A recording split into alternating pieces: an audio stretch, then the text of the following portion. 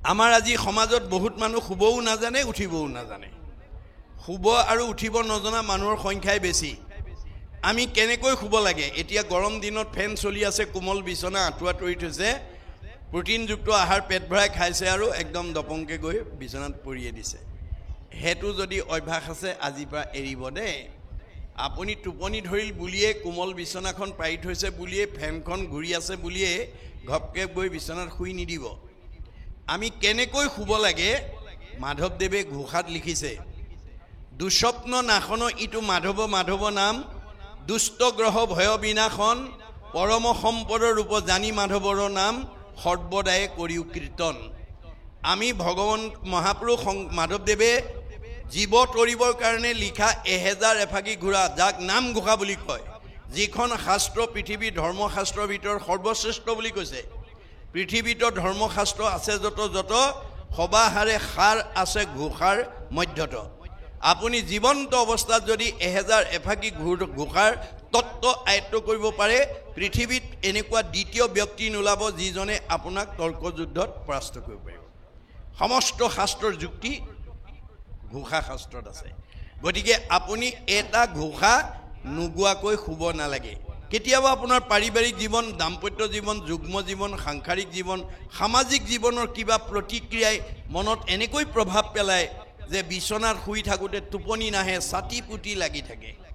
বহুত সময়লৈকে টোপনি নাহে তেনেকুৱা দুৰ্দিন যদি কাৰোবাৰ জীৱনলৈ নামি আহে তেতিয়াহ'লে আমি কি কৰিব লাগিব আপোনাৰ যিমান ঘোষা মুখস্থ আছে যিমান কীৰ্তন মুখস্থ আছে যিমান বৰগীত মুখস্থ আছে যিমান দিহানাম মুখস্থ আছে এফালৰ পৰা গাই যাওক গাবলৈ যত্ন কৰক অতি কম সময়ৰ ভিতৰতে সাউণ্ড স্লিপ মধুৰ টোপনি আহি যাব মনত ৰাখিব কথাটো এয়া আমাৰ ঔষধ দিছে মহাপুৰুষসকলে আমাৰ সমাজত বহুত মানুহ উঠিবও নাজানে সাৰ পালে চকু মোহাৰি জাপংকে নামি আহে কিন্তু কামৰ ধান্দাত নামি আহে তেনেকুৱা স্বভাৱ আছে যদি আজিৰ পৰা এৰিব আমি কেনেকৈ উঠিব লাগে আমাৰ ভাগৱতত গুৰুজনাই বৰ্ণনা কৰিছে যে যিজন ভগৱন্ত সৃষ্টি স্থিতি গৰাকী তেওঁ তিনিটা গুণনাম লৈ আমাৰ দেহ জগতত অৱস্থান কৰি আছে কেনেকৈ আছে ব্ৰহ্ম পৰমাত্মা ভগৱন্ত একে তত্ত্ব একৰেখে তিনি নাম লক্ষণ ভেদত তিনিটা গুণনাম লৈ আমাৰ দেহত অৱস্থান কৰি আছে ব্ৰহ্মৰূপে আমাক চৈতন্য কৰি ৰাখিছে আপুনি দুৰ্ঘূৰ টোপনি গ'লেও আপুনি জীয়াই থাকে এজন টোপনি যোৱা মানুহে ক'ব পাৰে নেকি মই জীয়াই আছো নে মৰিলোঁ নোৱাৰে তৎসত্ত্বেও আপোনাক জীয়াই ৰাখে কোনে ব্ৰহ্ম শক্তিয়ে মনত ৰাখিব সাৰ পোৱাৰ লগে লগে চকুৰে দেখে কাণেৰে শুনে মুখেৰে খাই হাতেৰে কয় ভৰিয়ে যায় গোটেই ইন্দ্ৰিয়বিলাকক সচেতন কৰি ৰাখিছে কোনে পৰমাত্মাই আৰু সৃষ্টি স্থিতি প্ৰলয় গৰাকী ভগৱন্তই যথা কৰ্ম তথা ফল দিবৰ কাৰণে হৃদয়তে আছে সেইকাৰণে অৰ্জুনক কৈছে অৰ্জুন কৰ্মাণি অধিকাৰ অস্তি মা ফলক দাসন অৰ্জুনক মাত্ৰ বেছ কৰি লৈছে আমাকে কৈ আছে দেই গতিকে অৰ্জুনক কি বুলি কৈছে আৰু হেৰা শুনা তুমি একবিনে নহ দুই অবিদ্যা মায়াত ভিন্ন দেখি অৰ্জুন তুমিয়ে মই একেটাই মায়াত থকাৰ কাৰণে মানুহে আমাক দুটা দুটা বুলি ভাবে মোৰ অংশ জীৱ তুমি মই আত্মা অন্তৰ্যামী এই হেতু তুমি মই সখী তুমি মোৰ অংশ জীৱ অৰ্জুন সেইকাৰণে তুমিয়ে মই সখী অৰ্জুন যদি সখী আমি হয়নে নহয় আমি তেওঁৰ অংশ জীৱ হয়নে নহয় এই কথা উপলব্ধি কৰিব লাগিব দেই আৰু সাৱধান কৰিছে সাৰথিৰ কহোঁ বেদ লোৱাটাৰ পৰিছেদ আনে নজানয় মহামতী যিগোটা যে মহাৰথী ৰথেশ্বৰী কৰাগতি ৰথ পুনু চলাৱে সাৰথী হে অৰ্জুন তুমি যিখন ৰথত উঠি মহাৰথী হিচাপে যুদ্ধত অৱতীৰ্ণ হৈছা কৰ্মত অগ্ৰগতি কৰিছা সেই ৰথখন কিন্তু মই পৰিচালনা কৰি আছোঁ সৰ্বতো সময়তে মনত ৰাখিবা অৰ্জুনৰ ৰথখন যদি কৃষ্ণই পৰিচালনা কৰিছে আমাৰ ৰথখন কোনে পৰিচালনা কৰিছে আমাৰ ৰথখনৰ নাম কি দেহ ৰথ ঘোঁৰা মন ইন্দ্ৰী প্ৰাণ সেনাগণ বিষয় অৰণ্য ভৈলতা আমাৰ দেহটোক ৰথৰ লগত তুলনা কৰিছে মনক ঘোঁৰাৰ লগত আৰু ইন্দ্ৰিয়বিলাক সেনাৰ লগত আজি আমাৰ মানুহবিলাক যিজন থকাৰ কাৰণে চকুৰে দেখিছোঁ কাণেৰে শুনিছোঁ মুখেৰে খাইছোঁ হাতেৰে কৰিছোঁ ভৰিৰে গৈছোঁ সেইজনৰ কথা শুনিবলৈ সেইজনৰ কথা ভাবিবলৈ সেইজনৰ কৰ্ম কৰিবলৈ আমাৰ বহুতৰ সময় নাই গতিকে যিজনে আমাক চৈতন্য কৰি ৰাখিছে সেইজনৰ কথা শুনিবলৈ সেইজনৰ কথা ভাবিবলৈ সেইজনৰ কৰ্ম কৰিবলৈ কাৰোবাৰ যদি অৱকাশ নাই সময় নাই তাৰ এই ৰথখন ভালকৈ নচলিব দেই ঘূনে ধৰিব কেনেকৈ অৰ্শ গুল্ম পিত্ৰ কেঁচুমূৰীয়া মূৰৰ বিষ পেটৰ বিষ দাঁতৰ বিষ কঁকাল বিষ কাৰ কি আছে আপোনাৰ শৰীৰত যদি কিবা বেমাৰে অৱস্থান কৰিছে তাৰ কাৰণে মনক দায়ী কৰি থৈছে মনে পাপ কৰে যায় লাগয় জীৱত মনে ঈশ্বৰ সেৱা নকৰে খাবলৈ লাগে মাত্ৰ পেট ভৰাই আমাক খোৱাৰ ধান্দাতে থাকে কিন্তু ভকতি নকৰে গতিকে মনে পাপ কৰে যায় লাগয় জীৱত সিকাৰণে জীৱে দুখ ভুঞ্জে সংসাৰত আপুনি মনক যদি সংযম কৰিব নোৱাৰে আমাৰ মনৰ কবলত কৰা কামে আপোনাৰ শৰীৰটো অসুস্থ ৰাখিব সেইকাৰণে অৰ্জুনক কৈছে অৰ্জুন তুমি চাৰিমুঠি জীৱৰ ভিতৰত সৰ্বশ্ৰেষ্ঠ মনক সংযম কৰিবা ইন্দ্ৰিয়ক সংযম কৰিবা নহ'লে আহিল কণা গোল কণা খাগুৰি কাটিল তিনি কণা তোমাৰ জন্ম ধৰা সাৰ্থক নহ'ব অৰ্জুনে প্ৰতিবাদ কৰিছে হেন শুনি অসন্তোষ কৰন্ত অৰ্জুন ইন্দ্ৰিয়ক বশ্য কৰি বাক পাৰে কোন কাৰ খাদ্য আছে ইন্দ্ৰিয়ক সংযম কৰিব মনক সংযম নাই নাই এইটো প্ৰস্তাৱ মোৰ গ্ৰহণযোগ্য নহয় কৃষ্ণই হাঁহি পেলাই কি বুলি ক'লে কৃষ্ণ বোলে সখী তুমি নকৰিবা ভয় অভ্যাসতে ইন্দ্ৰি বৈশ্য আপুনি ভয় নকৰিবা অৰ্জুন অভ্যাস কৰা আজি আপোনালোকে নিজকে সোধকচোন বাৰু অহাৰ পৰা ইমান সময় কটখনত বহি আছে এতিয়া অনুষ্ঠান শেষ হোৱালৈকে বহি থাকিব ঘৰত অকলে এনেকৈ কট এখন পাৰি ইমান সময় বহি থাকিব পাৰিলেহেঁতেন নে নোৱাৰে আজি কোনে বহাইছে কিয় বহিছে এই কথা আমি ৰহস্য ভেদ কৰিব লাগিব আমি এই ৰহস্য ভেদ কৰিবৰ কাৰণে আহিব লাগে ৰহস্যক জানে যিটো লোক সততে কীৰ্তন কৰে মুক ধৰি দৃঢ় ব্ৰত কৰি যত্ন বিপৰীত আজি আমাক কোনে বহাইছে বেদে কৈছে স্ব পৰম অনুৰক্তি ঈশ্বৰেই ভক্তি আজি আপোনালোকে ইয়াত বহি থকা সকলে এটা অনুৰাগ আগ্ৰহ এটা লৈ আছে আজি ভাগৱতৰ কথা শুনিবৰ কাৰণে জানিবৰ কাৰণে বুজিবৰ কাৰণে এই আগ্ৰহে আমাক 6টা প্ৰমোচন দিব প্ৰথম স্কন্ধ ভাগৱততে উল্লেখ আছে আগ্ৰহ ৰতি প্ৰীতি ভক্তি শান্তি 6 নম্বৰত মুক্তি আপোনালোকে এই অভ্যাসৰ মাজলৈ আনি নিজেও আহিব লাগিব ল'ৰা ছোৱালীকো আনিব লাগিব গতিকে আমাৰ ল'ৰা ছোৱালীবিলাকেও যাতে এনেকুৱা বছৰত এবাৰ হ'লেও আহি শুনিব পৰাকৈ আপোনালোকে আহ্বান জনাব লাগিব অৰ্জুনক কৈছে মূৰ ভক্ত যিটো নোহে ভিন্নতাৰ বুল মৰিবাৰ বেলা কৰে হিয়াকুল বিয়াকুল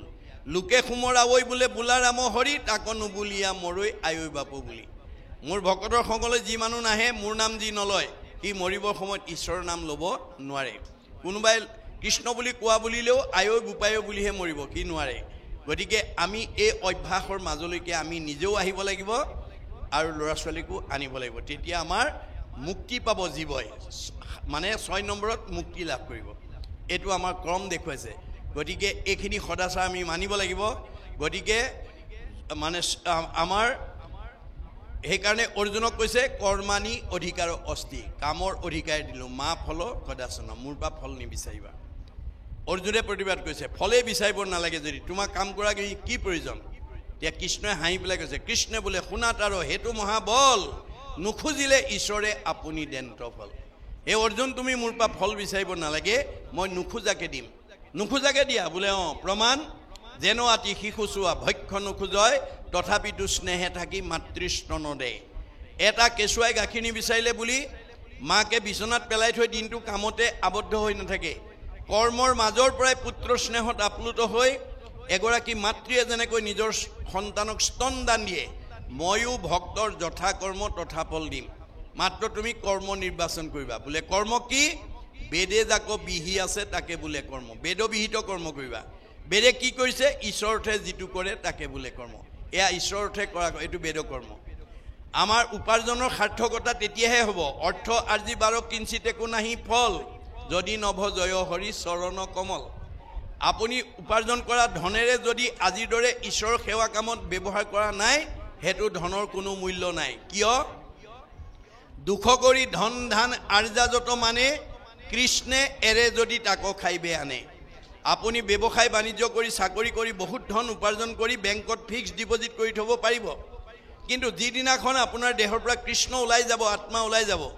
সেই দিনাখন আপুনি ফিক্স ডিপজিটৰ ধনটো আপুনি ভোগ কৰিবলৈ নাপায় কোনে কৰিব নমিনিয়ে ভোগ কৰি থাকিব আপুনি আৰু খাবলৈ নাপায় সেই কাৰণে গুৰুজনে কৈছে নিজ হস্তে আৰ্জি যদি উক জগন্নাথ কিছু ব্যয় কৰি উক হৰিৰ সেৱাত তুমি জীয়াই থাকোঁতে এই দুখন হাতেৰে যি উপাৰ্জন কৰিছা তাৰ কিবা এটা অংশ মোৰ কামত ব্যৱহাৰ কৰিবা জীৱা কিছু আছে ধন তেজাত আৰু মোহ মন কিছু ব্যয় কৰা হৰি অৰ্থে যি আছে তাৰ পৰা কিবা এটা অংশ দিল খুচিকে আপুনি দিব তেতিয়া কি হ'ব তেবেকে ভকতি বাঢ়ে মাধৱত প্ৰেম সৰে তেবে ধন নাযায় তাৰ ব্যৰ্থে বিতুলৰ 4 দিনীয়া কাৰ্যসূচীয়ে কাম কৰোঁতে বহুত পইচা খৰচ হৈছে দেখাত খৰচ হৈছে আচলতে জমা হৈছে ভগৱানৰ মতে জমা হৈছে কেনেকৈ এক গুণ লগাইলে অনন্ত গুণ হয় নাজানি মুগুদ সবে ধন সাঞ্চিত হয় মোৰ কামত এগুণ লগালে মই অনন্ত গুণ দি দিম মই ভকতৰ ধাৰ নাখাওঁ তুমি দুহাতে দিবা মই 4 হাতে দিম তুমি কিমান চপাবা এই কথা নজনাসকলে মোৰ কামত ব্যৱহাৰ কৰিবলৈ টান পায় ফলত কি হয় শাকত নেখাই লোন পিটিকাত যায় 3 গুণ ভগৱানে কৈছে মোৰ কামত যি খৰচ নকৰে তাক মই বেয়া কামত খৰচ কৰাই দিম ধন খাঞ্চি যিটো বিষ্ণু বৈষ্ণৱক নেদৈ গৃহাগত ভৈলে তাক নাই বুলি খেদৈ মাধৱৰ নাম লৈয়া বৈষ্ণৱ বোলাৱে হেনয় জনক দণ্ড দিয়ন্ত মাধৱে আপোনাৰ ভগৱানে দিয়া পইচা থাকি যদি ভগৱানৰ কামত যদি ব্যৱহাৰ নকৰে কি বৈষ্ণৱে হওক বা অবৈষ্ণৱে হওক মই তাক দণ্ড দিম শাস্তি দিম কেনেকৈ দিম নহি সুৰে নেই নহি অগ্নিয়ে দহয় নহি দণ্ড বন্ধ হুয়া ৰাজাই লয় তাৰ ধৰণটো হয় চুৰ ডকাইত উগ্ৰপন্থীৰ দ্বাৰা লৈ যাম নহয় জুয়ে পুৰিব নহয় আকস্মিক দুৰ্ঘটনা বেমাৰ আজাৰ হৈ পুলিচে খাব সীমানতো মই ৰেহাই নিদিওঁ হা ধন বুলি পাছে কাণ্ডেৰাও বান্ধি ঘৰে ঘৰে ভিক্ষা মাগে কৃষ্ণ কৃষ্ণ বুলি মই দিয়া ধন থাকি মোৰ কামত যদি ব্যৱহাৰ নকৰে পিছৰ জন্মত তেওঁক ভিক্ষাৰী কৰি পঠিয়াই দিম আৰু মোৰ নাম লৈ লৈ ভিক্ষা খুজিলেহে সেই দুখৰ পৰা মুক্ত হ'ব পাৰিব এতিয়া আপোনালোকে গাড়ীয়ে মটৰে ট্ৰেইনত গ'লে দেখিব যি জনগোষ্ঠীৰে ভিক্ষাৰী নহওক ঈশ্বৰৰ নাম লৈ ভিক্ষা খোজে এইটো ভাগৱত দৰ্শন গতিকে আমি উপাৰ্জন কৰিলেই নহ'ব ব্যয় কৰিবও জানিব লাগিব নহ'লে ধনেই আপোনাৰ মৃত্যুৰ কাৰণ হৈ যাব পাৰে আজি সমাজত বহুত মানুহ ধনৰ কাৰণে উগ্ৰপন্থীৰ বলি হ'ব লগা আছে বহুত মানুহে ঘৰৰ ভিতৰতে চুৰ ডকাইতৰ বলি হ'ব লগা আছে কিয় ব্যৱহাৰ কৰিব নাজানে আপোনালোকৰ গাঁওখনৰ ধনী মানুহে যদি গাঁওখনৰ কাৰণে অনুষ্ঠানৰ কাৰণে প্ৰতিষ্ঠানৰ কাৰণে মানে অৰ্থ ব্যয় কৰিছে তেওঁ কিবা ভুলক্ৰমে যদি ৰাতি ভাওনা চাবলৈ আহোঁতে যদি দুৱাৰখন মাৰিবলৈও পাহৰে তেওঁৰ ঘৰলৈ চুৰ ডকাইত নাযায় কাৰণ ভগৱানে কৈছে কাৰ ঘৰলৈ চুৰ পঠাব লাগে কাৰ ঘৰলৈ ডকাইত পঠাব লাগে সেই তথ্য মোৰ হাতত আছে মই 14জন সাক্ষী 2জন কেৰেণীৰ দ্বাৰা সেই তথ্য মই সংগ্ৰহ কৰি আছোঁ 14 ভুৱনে লোক আছে যত মানে সবাহাৰে ন্যায় নীতি দেখে বিদ্যমানে চিত্ৰগুপ্ত নামে 2 লিখক নিৰ্ভয় সবাহাৰে পাপ পুণ্য তেৰেজ কৰয় গুপুত পাপক গুপ্ত লিখকে লিখয় দেখা মানে পাপচিত্ৰ লিখন্ত নিশ্চয় 14জন সাক্ষী তাৰ থাকয় লগত ভান দিবে নোৱাৰে পাপ পুণ্য আছে যত মাধৱদেৱে কৈছে তুমি মোক ভান্দা তোমাকো মই ভান্দু 14 সাক্ষীক ভান দিবা কোনো উপায় আমাৰ লগত 14জন দেৱতা সাক্ষী থৈছে ভগৱানে চকুৰ লগত সূৰ্য দেৱতা কাণৰ লগত দগদিকপাল নাকৰ লগত অশ্বিনী কুমাৰ মুখৰ লগত অগ্নি দেৱতা জিভাৰ লগত বৰুণ দেৱতা ছালৰ লগত বায়ু দেৱতা হাতৰ লগত ইন্দ্ৰ দেৱতা ভৰিৰ লগত বিষ্ণু দেৱতা ভৰিত বিষ্ণু থাকে কাৰণে আমি ভৰিত সেৱা কৰোঁ গুজ্জৰ লগত মিত্ৰ দেৱতা লিংগৰ লগত প্ৰজাপতি বুদ্ধিৰ লগত ব্ৰহ্মা চিত্ৰৰ লগত বাসুদেৱ মনৰ লগত চন্দ্ৰ অহংকাৰৰ লগত ৰুদ্ৰ এই 14জন সাক্ষী 2জন কেৰেণী চিত্ৰ আৰু গুপ্ত চিত্ৰই দেখা পাপ লিখে গুপ্তই নেদেখা পাপটো লিখে আপোনালোকে সবে মোৰ মুখলৈ চাই আছে মই ভাবিছোঁ ঠিকেই চাই আছে কিন্তু কোনোবাই মোৰ মুখলৈ চাই আছে মনে মনে আকৌ ঘৰত এৰি থৈ অহা কামকেইটা কথা ভাবি আছে বা ল'ৰা ছোৱালীকেইটা এৰি থৈ আহিলোঁ কেনেকেনো খাইছে কি কথা ভাবি আছে তেতিয়া গুপুত কেৰেণীয়ে ক'ব কল্পনা পাঠকত থকাও চাই পাঠকৰ মুখলৈ চাই থকাও হয় কিন্তু মনে মনে ল'ৰা ছোৱালীৰ কথা ভাবি আছিলে যাদৱ থকাও হয় কিন্তু ঘৰত এৰি থৈ অহা কামকেইটা কথা ভাবি আছিল লগে লগে নম্বৰ কাটি দিব লগে লগে নম্বৰ কাটি দিব গতিকে পুণ্য নম্বৰ আজি আমি যদি ইয়ালৈ আহিছোঁ 100% আমি পূৰ্ণ নম্বৰ পাব লাগে, কিন্তু নাপাবও পাৰোঁ যদি আমি মনৰ মানে কৃষ্ণ কথা শুনাৰ নিয়মটো যদি নাজানো। সেইকাৰণে অৰ্জুনক কৈছে, সখা জীৱনৰ যিটো দিনত সাধুৰ সংগত বহি মোৰ পৰম মংগল নাম শুনিবা, সেইদিনা তোমাৰ দুগুণ দুগুণ পাপৰ পৰা মুক্ত কৰিব পাবা যদি শ্ৰদ্ধাৰে শুনা। পৰম মংগল নাম যিপুনো শ্ৰদ্ধাই শুনৈ, হৰৈ পাপ তাহাৰ দুগুণ, ঐ অনিচ্ছাত এক গুণ, শ্ৰদ্ধাত দুগুণ নাম, এহি মতে বুজিবা অৰ্জুন। অৰ্জুনক বেছ কৰি লৈছে, আধাৰ আমাক কৈ আছে। আপোনালোকে কিমান মানে আগৰে শুনি দুগুণ পাপৰ পৰা মুক্ত হ'ব, কিমান অনিচ্ছাত শুনিব, সেইটো আপোনালোকৰ ওপৰতে নিৰ্ভৰ কৰিব। আজি আমি বাস্তৱত যদি চাওঁ, একেখন স্কুলৰে 10ম মানৰ ছাত্ৰ, একেকেইজন মাষ্টৰে পঢ়াইছিলে, একেখন প্ৰশ্ন কাকতৰে উত্তৰ লিখি কোনোবাই ষ্টেণ্ড কৰে, কোনোবাই ডিষ্টিংশ্যন পায়, কোনোবাই ষ্টাৰ পায়, কোনোবাই লেটাৰ, কোনোবাই ফাৰ্ষ্ট ডিভিজন, কোনোবাই ছেকেণ্ড ডিভিজন, কোনোবাই থাৰ্ড ডিভিজন, কোনোবাই ফেইল কৰে। ৰহস্য ক'ত? স্কুল একেখনে, পঢ়ুৱা মাষ্টৰ একেকেইজনেই, প্ৰশ্ন কাকত একেখনেই। এই নম্বৰৰ যে বৈষম্যতা কিয় হ'ল? আমাৰ দাৰ্শনিক পণ্ডিতে কৈছে, মোৰ ইউ ৰিড মোৰ ইউ লাৰ্ণ। যিবিলাক ছাত্ৰই পঢ়া মানে বেছি পঢ়িব, সি বেছি জ্ঞান আয়ত্ব কৰিব, ভাল নম্বৰ পাব। মধ্যম পঢ়াজনে মধ্যম পাব, কম পঢ়াজনে কম পাব। গতিকে আমাৰ বেদত কৈছে, ছাত্ৰানাং অধ্যয়নং তপ। ছাত্ৰ জীৱনত পঢ়াটোৱেই অধ্যয়ন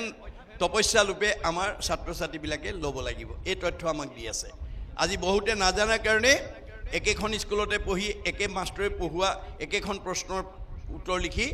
কোনোবা কৃতকাৰ্য হৈছে, কোনোবা বিফল হৈছে। এয়া হৈছে আমাৰ কৰ্ম দুখ। সেই কথাখিনি আমাক কৈছে, জানিয়া বিশ্বাস কৰি দেৱৰো দেৱতা হৰি, তাংক স্মৰি নিষ্ঠাৰী সুখে। আমি বিশ্বাসেৰে ল'ব লাগিব, ভাগৱতৰ প্ৰতিটো কথা বিশ্বাসেৰে ল'ব লাগিব। গুণাগুণ সভাসদ দেন্ত আপোনাৰ পদ, নাম মাত্ৰ লৱৈ যিটো মুখে। ভগৱন্তৰ নাম লোৱাজনক ভগৱন্তই নিজকে দি দিয়ে। মনত ৰাখিব দেই, ভগৱন্তই নিজতকৈও ভকতক ভাল পায়। এতিয়া আপুনি ভগৱন্তৰ প্ৰিয় হ'বলৈ হ'লে আপুনি ভকত হ'ব লাগিব। আপোনালোকৰ ঘৰখন ঈশ্বৰৰ প্ৰিয় কৰিবলৈ হ'লে প্ৰতিজন সদস্যকে আমি ভকত কৰিব লাগিব। ভকত কৰিবলৈ কাণত চেলেং গামোচাখন তুলি দিলেই নহ'ব। চেলেং গামোচা ভকত নহয়। চেলেং গামোচা আমাৰ এটা জাতীয় সংস্কৃতি, এটা জাতীয় পোচাকহে। ভকত হ'বলৈ হ'লে আমাৰ 3টা আখৰ বৈশিষ্ট্য লাগিব। ভকত। ভ আখৰে কি কৈছে? ভ শব্দে ভগৱন্ত ভৱ বিমোচন, ভজন ভক্তিত তুষ্ট হুৱন্ত সিজন। ভগৱন্তই কাক ভাল পায়? মানুহৰ জন্ম পাই যি পুৱা গধূলি গাটো ধুই ধূপ এডাল জ্বলাই তেওঁ উপাসনা কৰে। মাক বাপেকে কোন ল'ৰা ছোৱালীক ভাল পায়? যি ল'ৰা ছোৱালীয়ে মাক বাপেকক শ্ৰদ্ধা ভক্তি কৰে, মৰম কৰে, আদৰ কৰে, কথা শুনে, শাক বচন মানে, দিহা পৰামৰ্শ মতে চলে, সেইটো সন্তান সকলো মাক বাপেকৰ মৰমৰ। সন্তান হৈ যদি কোনোবাই মাক বাপেকক শ্ৰদ্ধা নকৰে, ভক্তি নকৰে, মৰম নকৰে, আদৰ নকৰে, কথা নুশুনে, সি যিমান ধুনীয়া নহওক, যিমান শিক্ষিত নহওক, সি কোনো পিতৃ মাতৃ মৰমৰ হ'ব নোৱাৰে। এইটো যেনেকৈ বাস্তৱ সত্য। আমি কাৰ সন্তান? যিজনৰ টিভিটিত তুষ্ট হ'ব দেও, জানিবা সিজনৰ পিতৃ এক কৃষ্ণ দেও। আমি সকলো আমাৰ পিতৃ কৃষ্ণ, আমি তেওঁৰে সন্তান। গতিকে তেওঁৰ সন্তান হৈ আমি ৰাতিপুৱা গধূলি তেওঁৰ গুণনাম লৈছোনে নাই, তেওঁক সেৱা কৰিছোনে নাই, তাৰ ওপৰতে আমাক ভগৱানে কিমান ভাল পাব, কিমান বেয়া পাব, কিমান সুখত ৰাখিব, কিমান দুখত ৰাখিব নিৰ্ভৰ কৰিব। ক শব্দে কৃষ্ণভজী পবিত্ৰ পৰম, আত্মাক দেশন্ত কৃষ্ণ সমস্ত দেশম। ক আখৰে কৈছে আত্মা দৃষ্টিত আমি সকলো সমান। দেহৰ বৈষম্যতা আছে, মতা আছে, মাইকী আছে, বগা আছে, ক'লা আছে, ওখ আছে, চাপৰ আছে, শকত আছে, ক্ষীণ আছে, আপোন আছে, পৰ আছে, চোট আছে, বৰ আছে। এইবোৰ দেহৰ ধৰ্ম। আমি দেহ ধৰ্ম এৰি আত্মা ধৰ্ম ল'ব লাগে। আজি আমাৰ এই কথাটো নজনাৰ কাৰণে দেহ ধৰ্ম লোৱা মানুহৰ সংখ্যা বেছি। আমাৰ দেহ ধৰ্ম লোৱা মানুহৰ স্বভাৱ কি? আমাৰ বুঢ়াসকলে কয়, খেনুক দেখি ৰান্ধে বাঢ়ে, খেনুক দেখি দুৱাৰ মাৰে। আমাৰ কিছুমান মানুহ আছে, ধনী মানি চাকৰি বাকৰি লোৱা কৰা মানুহ আহিলে একদম মাটিনি ভিতৰত ছুপাৰ চিটত বহুৱাই ধুনীয়াকৈ খুৱাই বুৱাই পঠিয়াব। অলপ দুখীয়া নিচলা মানুহ চাকৰি বাকৰি নোহোৱা আহিলে চোতালতে সুধিব, কেলৈ আহিছিলে? এই বোলে বাপক লগ কৰিব আহিছিলোঁ। এই নাই নহয়, ক'লৈ গ'ল? এই মাত্ৰ বজাৰ কৰিবলৈ গ'ল। হয় নেকি? বোলে হয়, তেনেহ'লে যাওঁগৈ। বোলে যোৱা আৰু। আমাৰ বহুতে চোতালৰ পৰাই খেদি দিয়ে। মনত ৰাখিব দেই, সেইটো স্বভাৱ আছে যদি এৰিব। আপোনাৰ দেহৰহে ওচৰ আঁতৰ আছে, আত্মাৰ নাই। আপুনি কাষৰ মানুহগৰাকী বা মানুহজনক যদি আহিলে ধাৰিখনত বহুৱাই মানে ঠাই হৰিৰ মূৰ্তিক হৰি ভক্তিক দেখিবা শক্তি অনুৰূপে তাৰ প্ৰীতি আচৰিবা আপোনাৰ আছে যদি ধূপ এডাল জ্বলাব নাই যদি ঠাইখন মুচি ল'ৰা ছোৱালীকেইটাক মাতি আনি আশীৰ্বাদ এটা ল'ব প্ৰভু কিবা কৰি কওকচোন এই ল'ৰাটোক ইংৰাজীত বৰ দুৰ্বলতা অংকত বৰ দুৰ্বলতা অকণমান আশীৰ্বাদ দি যাওক গতিকে ওচৰৰ মানুহটোৱেও ক'ব অ' হৰি অ' ৰাম 20 মাইলৰ আঁতৰৰ মানুহটোক সেৱা কৰিলেও অ' ক'ব অ' হৰি অ' ৰাম গতিকে আত্মাৰ ওচৰ আঁতৰ নাই দেহৰহে ওচৰ আঁতৰ আছে গতিকে দেহ ধৰ্ম এৰি আত্মা ধৰ্ম ল'বলৈ আমাক কৈছে গতিকে আজি আত্মা ধৰ্মৰ জ্ঞান নথকাৰ কাৰণে আমি ইজনে সিজনক বেয়া কথা ক'ব পাৰোঁ বেয়া ব্যৱহাৰ কৰিব পাৰোঁ ঠগিব পাৰোঁ অন্যায় কৰিব পাৰোঁ ভগৱানে কৈছে কাক ঠগিছা কাক অন্যায় কৰিছে চবতে ময়ে আছোঁ যত দেখা ভূত প্ৰাণী সবাহাকে বিষ্ণু মানি হিংসা এৰি কৰা উপকাৰ চবতে মই আছোঁ পাৰিলে কাৰোবাক উপকাৰ কৰিবা কাকো হিংসা নকৰিবা এই তথ্য আমাক কোৱা খৈ দিছে ত শব্দে তৰণৰ উপায়ী শৰণ হৃদয় মধ্যত দেখে কৃষ্ণৰ চৰণ আমাৰ হৃদয়তে কৃষ্ণ আছে সমস্ত ভূতৰে মই আছোঁ হৃদয়ত তত্ত্ব নাপায় মোক বিচাৰে বাহিৰত আজি আমাৰ বহুত মানুহে বাহিৰত তপ জপ যাগ যজ্ঞ হোম ব্ৰতৰ দ্বাৰা বিচাৰি ফুৰিছে ভগৱন্ত আমাৰ হৃদয়তে আছে এই তিনিটা আখৰৰ গুণ যাৰ আছে তাকে সে বুলিও ভকত জানিবা নিশ্চয় নিজে তৰি কুলকো উদ্ধাৰ হয় এই তিনিটা আখৰৰ গুণ থকাজন ভকত তেওঁ নিজেও তৰিব আনকো তৰাব আপোনালোকৰ ঘৰত যদি এজন ভকত গুণৰ মানুহ আছে তেওঁ নিজেও উদ্ধাৰ হ'ব পৰিয়ালকো উদ্ধাৰ কৰিব আৰু যদি ভকতৰ অভকত আছে সি নিজেও মৰিব আপোনাৰ পৰিয়ালটোকো মাৰিব অভকতে অনিষ্ট কৰিব ভকতে উদ্ধাৰ কৰিব গতিকে এই তিনিটা আখৰৰ বৈশিষ্ট্যটো আমি নিজৰ লগতে ল'ৰা ছোৱালীক দিব লাগিব অৰ্জুনে তাতেই ক্ষান্ত থকা নাই অৰ্জুনে আৰু জানিবৰ কাৰণে প্ৰশ্ন কৰিছে কি বুলি অৰ্জুনে বুলন্ত প্ৰভু শুনা নাৰায়ণ অভকতৰ কি গুণ অতি প্ৰয়োজন যে তিনিটা আখৰ বাদেও আৰু প্ৰয়োজনীয় গুণ ভকতৰ কি থাকিব লাগে তেতিয়া ভগৱন্তই কৈছে ঈশ্বৰে কহন্ত সখী শুনা ধনঞ্জয় ভকতৰ যি গুণ থাকিবে লাগয় এই তিনিটা আখৰ বাদেও আৰু কি গুণ থাকিব লাগে শুনা ক্ষমাশীল সমদম ইন্দ্ৰিয় সংযম এহি পঞ্চতত্ত্ব ভকতৰ আশ্ৰয় নিয়ম এই পাঁচটা সদ্গুণ থাকিব লাগিব ক্ষমা শীল সম দম ইন্দ্ৰিয় সংযম পঞ্চতত্ত্ব যিজনে কৰিব প্ৰকাশ সেহিহে জানিব ধৰ্ম নামতো বিশ্বাস এই পাঁচটা সদ্গুণ যাৰ থাকিব সিহে নামৰ মহিমা কি ধৰ্ম কি বুজি পাব আনে বুজি নাপায় আৰু কৈছে যে নেৰি বেক ধনে ধানে মানে এশকতি নাপাইবে উদ্ধাৰ সখী যাইবে অধুগতি আমি যদি জীৱন্ত অৱস্থাত কেৱল মান সন্মান সুখ ভোগৰ কথাকে ভাবি থাকোঁ সেইটো জীৱ উদ্ধাৰ হ'ব নোৱাৰিব সত্যে সত্যে সখী মই কহিলোঁ বুজাই বেশধাৰী লোকৰ কিঞ্চিত একো গতি নাই মই তোমাক শপত খাই কৈছোঁ যে বেশধাৰী লোকে গতি নাপায় কেনেকৈ নভৰে কলসী যেন নিয়ৰৰ জলে জানিবা তাহাৰো গতি নাহি একো কালে আপুনি কয় এটা কৰে এটা এনেকুৱা স্বভাৱত যাতে আমি ভক্তি কৰিব লগা নহয় যাৰ কাৰণে কৃষ্ণই সৰুকালতে কেইবাটাও দৈত্য নিধন কৰি লৈছে মাৰি লৈছে কিয় এই কথাটোৱে আমাক কি শিকাইছে যে আমি সৰুকালতে জন্মগত যিবিলাক আসুৰিক স্বভাৱ ল'ৰা ছোৱালী সৰুৰ পৰাই মাৰিব লাগিব অৰ্থাৎ সংস্কাৰ কৰি দিব লাগিব গতিকে তেওঁ সৰুকালতে সেই আসুৰিক বাহিৰত অসুৰ সজাইছে আচলতে আমাৰ অন্তৰৰ কথা কি কৈছে আসুৰিক স্বভাৱবিলাক জন্মগতভাৱে কিছুমান ল'ৰা ছোৱালী খঙাল অসন্তোষীয়া জেদি এনেকুৱা পঢ়া শুনাত মন নাই দুষ্টালি ইত্যাদি ভাৱবিলাক জন্মগতভাৱে আহে গতিকে মাক বাপেকে লক্ষ্য কৰি কোনটো বেয়া গুণ আছে তাক আঁতৰাবৰ কাৰণে যত্ন কৰিব লাগিব মাৰিব লাগিব মৰা মানে সংস্কাৰ গতিকে তেওঁ বহুত দৈত্যক মাৰিছে তাৰ ভিতৰত এটা দৈত্য হৈছে বকাসুৰ বক মানে বগলী বাহিৰটো বগা দেখিবলৈ ধুনীয়া অন্তৰত কপত থাকে পানী জুৱলিত জোপ লৈ থাকে মুখৰ আগত পালে থপকে ধৰে আৰু খায় আমাৰ সমাজত কিছুমান সাজে পোছাকে কথা বতৰাই ধুনীয়া ভকত অন্তৰত থাকে কপত সুবিধা পালে সীমা ঠেলে সুবিধা পালে স্বাৰ্থ আদায় কৰি লয় এই স্বভাৱেৰে যাতে আমি ভক্তি কৰিব লগা নহয় এইবোৰ স্বভাৱ আমি এৰিব লাগিব সেইকাৰণে দুফাল কৰি দিছে দেই বগলীটোক কেনেকৈ মাৰিছে দুফাল কৰি মাৰিছে কি বুজাইছে যে তোমাৰ বাহিৰটো যেনেকুৱা বগা ভিতৰটো তেনেকুৱা বগা কৰে বাহিৰত এটা ভিতৰত এটা কৰি ভকতি কৰিলে মোৰ পৰা কেতিয়াও গতি পাব নোৱাৰে। মোক ঠগিব নোৱাৰিবা, মই হৃদয়তে আছোঁ। ভগৱান সকলোৰে হৃদয়ত আছে। কোনে কি কৰিছে চব জানে। 14জন সাক্ষী 2জন কেৰাণী লৈ বহি আছে। আমি ঠগিব নোৱাৰোঁ, মনত ৰাখিব। তাৰপিছত কৈছে যে মহাপাপী অন্তজাতি যাৰ নাম লৈলে আতি চিন্দে তাৰ ঘোৰ কৰ্মবন্ধ। আমাৰ কৰ্মবন্ধ আমি পূৰ্বজন্মৰ পৰা লৈ আহিছোঁ। মই অলপ আগতে কৈছোঁ প্ৰাৰব্ধ, আৰব্ধ, অনাৰব্ধ। প্ৰাৰব্ধ মানে পূৰ্বজন্মৰ কৰ্মবন্ধ লৈ এই নাজিৰা ওপৰ কৈৱৰ্ত গাঁৱত যিসকল গৃহস্থীয়ে বাস কৰিছে তেওঁলোকে একেখন গাঁৱতে থাকিও দুখবিলাক বেলেগ বেলেগ ভুগিব লাগিব। সীমা একেটাই, এঘৰ সুখত আছে, এঘৰ দুখত আছে। গাঁও একেখনে, কোনোবা শান্তিত আছে, কোনোবা অশান্তিত আছে। আমাৰ মতে নাজিৰা ওপৰ কৈৱৰ্ত গাঁৱত বাস কৰা একেখন গাঁৱতে আছে, একে অৱস্থাতে একে পৰিৱেশত আছে। আমাৰ মতে চবৰে সুখ দুখ একে হ'ব লাগিছে। একে হয়নে বাৰু? নহয়, সুখবিলাক একে আকৌ দেই, মনত ৰাখিব। আমাৰ সুখবিলাকৰ পাৰ্থক্য নাই। আমাৰ দাৰ্শনিক পণ্ডিতে কৈছে যে নাজিৰা ওপৰ কৈৱৰ্ত গাঁৱত বাস কৰি থকা যিমানবিলাক সুখী মানুহ আছে চব একেই। অকল এইখন গাঁও নহয়, পৃথিৱীৰ যিমান সুখী মানুহ আছে চব একেই। দাৰ্শনিক পণ্ডিতে কৈছে all happy families are alike. পৃথিৱীত যিমানবিলাক সুখী মানুহ আছে চব একেই, but unhappy families are unhappy in their own fashion.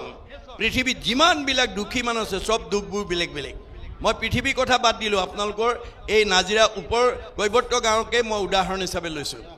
এইখন গাঁৱত বাস কৰা এই বাপে যদি পকা ঘৰ বনাই, গাড়ী মটৰ কিনে, দামী পোছাক পিন্ধে, দামী আহাৰ খায়, এখেতৰো ভাল লাগিব, এখেতৰো ভাল লাগিব, এখেতৰো ভাল লাগিব।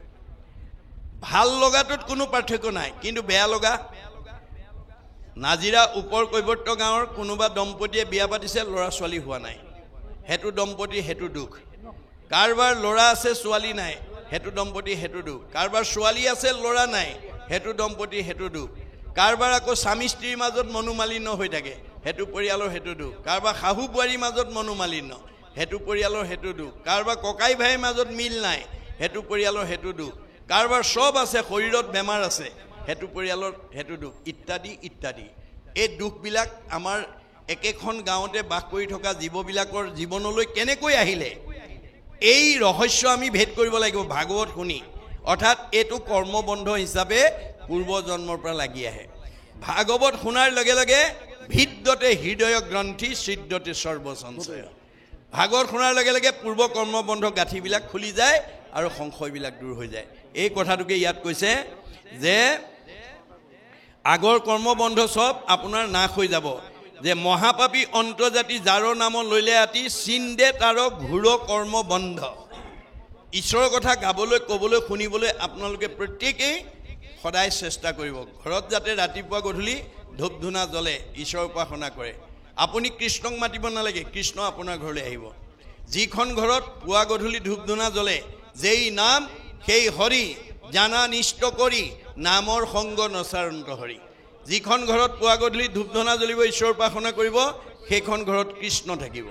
কৃষ্ণ থকা ঘৰখন আনন্দত থাকিব, মিলা প্ৰীতিত থাকিব, মৰম চেনেহত থাকিব, একতাৰ দোলে বান্ধ থাকিব। আৰু যিখন ঘৰত পুৱা গধূলি ধূপ ধূনা নজ্বলে, ঈশ্বৰ উপাসনা নকৰে, গুৰুগিৰি নাই, সেইখন ঘৰলৈ কোন আহিব? আমাৰ দ্বাদশ স্কন্ধ ভাগৱতত কৈছে শ্ৰৱণ কীৰ্তন জড়িত কৃষ্ণৰ নকৰে, তৈ দেখে ৰাক্ষসীগণে বিঘিনি আচৰে। যিখন ঘৰত পুৱা গধূলি ধূপ ধূনা নজ্বলে, ঈশ্বৰ উপাসনা নকৰে, সেইখন ঘৰলৈ অঘাসুৰ, বকাসুৰ, প্ৰলম্বাসুৰ, অৰিষ্টাসুৰ, পুতনা, ব্যোমাসুৰ, ধেনুকাসুৰ চব অসুৰবিলাক আহিব। কায়িকভাৱে নহয়, স্বভাৱগতভাৱে আহিব, গুণগতভাৱে আহিব। আপোনালোকৰ মানে নাজিৰা ওপৰ কৈৱৰ্ত গাঁৱত এনেকুৱা গৃহস্থী আছে, কথা ক'বই নোৱাৰে, টিঙিচকৈ খং উঠেই, কথা ক'বই নোৱাৰে, লাঠিডাল উলিয়াই আনেই, কথা ক'বই নোৱাৰে, ঠেহ পেচ লাগি 3-4 দিনমানলৈ চকু পানী উলিয়াই ভাত পানী নাখায়েই। এনেকুৱা আসুৰিক গুণবিলাক যিখন ঘৰৰ পৰিয়ালত আছে, সেইখন অসুৰ থকা ঘৰ। সেই অসুৰবিলাকক যেতিয়ালৈকে উলিয়াব নোৱাৰিব, তেতিয়ালৈকে আপোনাৰ সেইখন ঘৰত শান্তি প্ৰতিষ্ঠা নহ'ব। সেইকাৰণে নাৰায়ণ ঠাকুৰে এটা ফকৰাৰ, আধ্যাত্মিক ফকৰা যোগেদি কি বুলি কৈছে? কুকুৰে কৰিলে বিয়া বাঘৰ জীয়াৰী, দেখিয়া ভালুক গ'লে ঘৰ বাৰী এৰি। কুকুৰে যদি বাঘৰ জীয়াৰী বিয়া কৰাব পাৰে, সেইখন ঘৰত আৰু ভালুক পৰিয়াল থাকিব নোৱাৰে। তাৰমানে কুকুৰ মানে জীৱ, ডেকা ল'ৰাই হওক, গাভৰু ছোৱালী হওক, বোৱাৰীয়ে হওক, শাহুৱে হওক, পিতৃয়ে হওক, মাতৃয়ে হওক, যিটো জীৱই বাঘৰ জীয়াৰী মানে নাম, বিয়া মানে সম্পৰ্ক, নামৰ লগত যি বিয়া পাতিব তাৰ অন্তৰত থকা নাম সোমাই যোৱাৰ লগে লগে কৰ্ণপথে ভকতৰ হিয়াত প্ৰৱেশী হৰি দুৰ্বাসনা হৰে সমস্তই আপোনাৰ কাম ক্ৰোধ লোভ মোহ মত মাৎসৰ্য ঈৰ্ষা হিংসা কুৎসুত কপাত এই বেয়া ভাৱবিলাক ওলাই যাবলৈ বাধ্য হ'ব খালী বটলত পানী ভৰাই দিয়াৰ লগে লগে তাৰ ভিতৰৰ বায়ু ওলাই যাবলৈ বাধ্য হ'ব এইটো যেনেকৈ বিজ্ঞানসন্মত সত্য আমাৰ কাণেদি যিমান কৃষ্ণ কথা সোমাব সিমান বেয়া ভাৱবিলাক ওলাই যাবলৈ বাধ্য হ'ব এতিয়া এই পৰিৱেশ আমি যাতে প্ৰত্যেকখন ঘৰতে আমি কৰিব পাৰোঁ তাৰ প্ৰতি আইসকলে গুৰুত্ব দিব লাগিব দেই আমাৰ ঋকবেদৰ মতে এখন ঘৰৰ এটা পৰিয়ালৰ এখন সমাজৰ সৰ্বাংগীন উন্নতি আইসকলৰ ওপৰত নিৰ্ভৰ কৰে ন গৃহম ইতি আহু গৃহিণী গৃহম উচ্যতে তয় আহি সহিতা সৰ্বান পুৰুষায়াম সমষ্ণুতে যিখন ঘৰৰ আইসকলে পুৱা গধূলি ধূপ ধূনা জ্বলাই ঈশ্বৰ উপাসনা কৰিব তেওঁ নিজেতো উদ্ধাৰ হ'বই সেইখন ঘৰৰ সকলো পুৰুষৰ চতুৰ্বৰ্গ সাধন কৰিব আৰু যিখন ঘৰৰ আইসকলে ধূপ ধূনা জ্বলোৱাৰ সময়ত